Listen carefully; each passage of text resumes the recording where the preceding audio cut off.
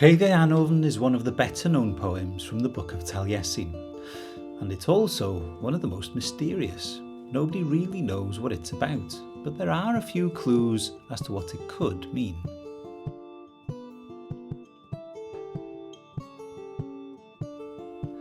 Hello, my name is morus-baird, and this is Celtic Source. Sometime in the 6th century there was a Welsh bard by the name of Taliesin. His poetry was so exquisite and his praise of chieftains so eloquent that he became renowned throughout the Welsh kingdoms. He is considered one of the founding fathers of the Welsh Bardic tradition, and his influence can still be seen on Welsh poetry to this day. Taliesin became so famous that long after his death he was remembered as a legendary figure, the very embodiment of the Welsh bards, representing a class of learned poets and wise counsellors imbued with mystical inspiration.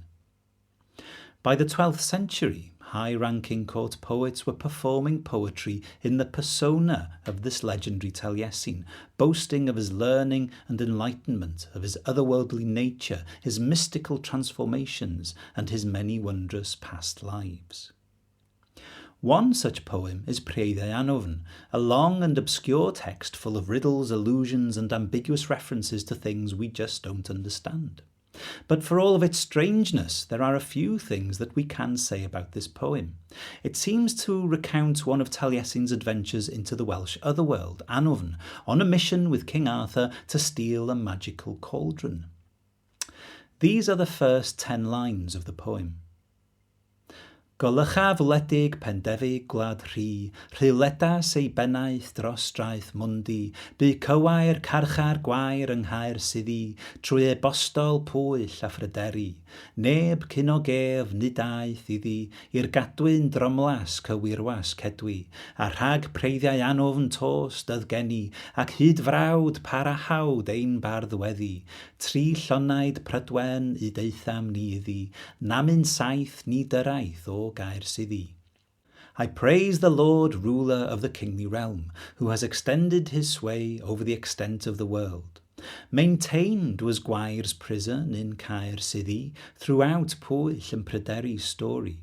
No one went there before he did, into the heavy grey chain guarding the loyal lad. And before the spoils or herds of Annwfn he was singing sadly, and until doom shall our poetic prayer continue. 3 full loads of Prydwen we went into it, save 7 none came back from Caer Syddi. The poem goes on for another 50 lines in much the same fashion. It's obvious that anyone hearing the poem for the first time would be at a total loss. This cryptic and obscure style is actually quite intentional. You're meant to be baffled. In many similar poems from the Book of Taliesin, the legendary bard challenges his audience to really pay attention to what he's saying. Taliesin often has you on the back foot, never quite sure of what's going on, and always having to keep up. But thankfully, Welsh scholars have worked out what some parts of this strange poem mean. To look at the first part in detail. I praise the Lord, ruler of the kingly realm, who has extended his sway over the extent of the world. This is actually quite a typical opening to a poem by a court poet. We find similar openings in many other poems from this period, some of them that even use similar words. The court poets would often dedicate their poem to God, sometimes even calling on him for divine inspiration. This opening couplet is signalling to the medieval audience that this is the work of a proper poet, a qualified bard who knows the conventions of formal court poetry. The next couplet reads, Maintained was Gwair's prison in Caer Syddi throughout Pwyll and Pryderi's story. In some ways, this is the actual beginning of the poem, and we're immediately confronted by our first obscure reference.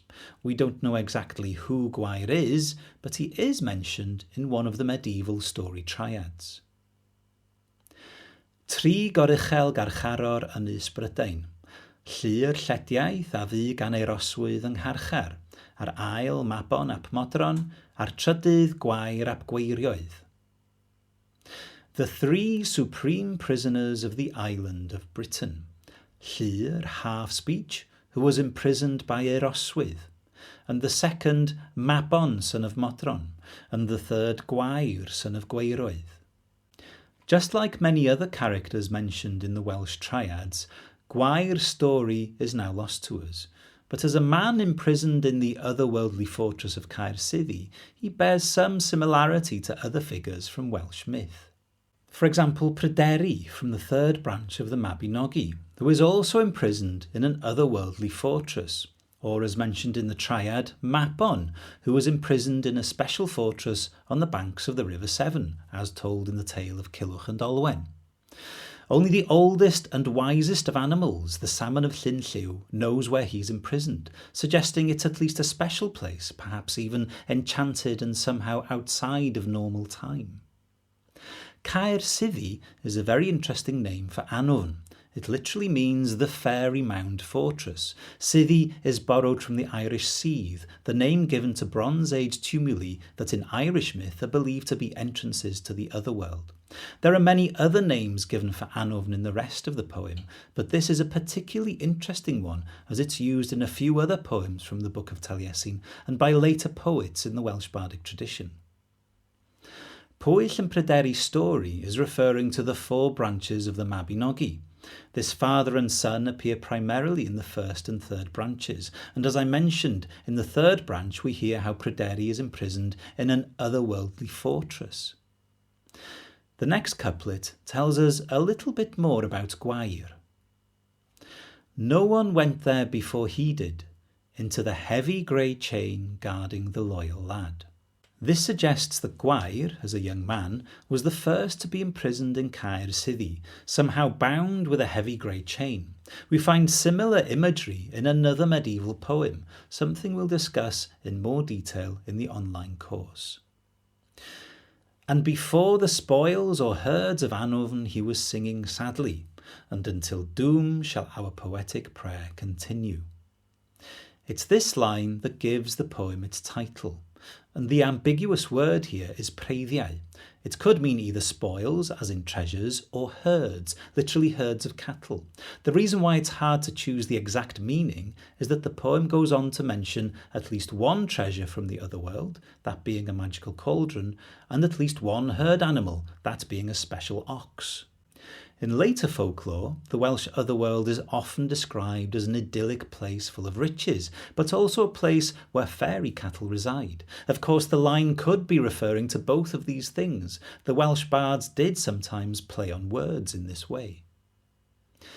The second line is referring to the Welsh bardic tradition that the legendary Taliesin represents, and how its sacred poetry shall continue until the end of time. Again, we'll discuss what this could have to do with the figure of Gwair during the online course.